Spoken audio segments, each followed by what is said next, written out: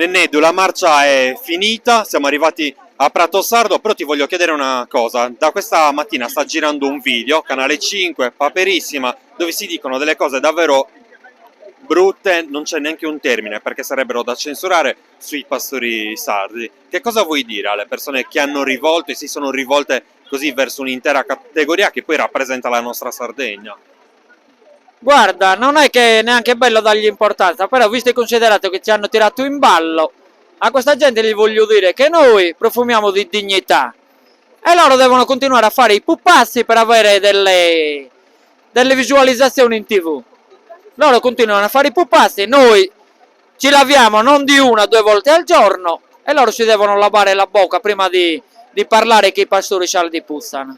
Pastori sardi che tra l'altro oggi sono scesi in piazza per rappresentare tutta la Sardegna, perché sono tutte le categorie, non è solo quella della pastorizia, delle campagne, ad essere ovviamente soggetta alla crisi del caro bollette e tutti quegli aspetti che davvero ci stanno mettendo in ginocchio. Quindi i pastori che si mettono ancora una volta in prima fila per rappresentare l'intera Sardegna e per difenderne i diritti.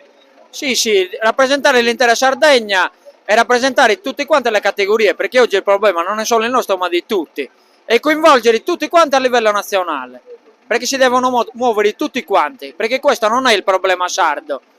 Nel 2019 il problema era il latte, adesso sono i rincari, che li soffrono tutti. Paperissima forse potrebbe occuparsi dei pastori sardi difendendo quello che è il profumo di dignità. Appunto, se loro ci reputano una trasmissione seria, invece di sparare cazzate e di fare i pupazzi, si devono dedicare a quelle persone che garantiscono anche il cibo a loro e che continuano a lavorare con dignità senza disturbare a nessuno, neanche a loro. Grazie.